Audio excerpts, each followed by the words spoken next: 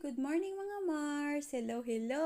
So today's video is naisipan kong paliguan si Bibi mag-isa dito na talaga sa bathroom namin kasi lagi namin siyang pinapaliguan doon sa kusina tapos pinapatong lang namin yung bathtub niya doon sa mesa namin. Tapos lagi kaming mag-asawa yung magkatulong magpaligo kasi hindi ko pa talaga kayang paliguan siya mag-isa.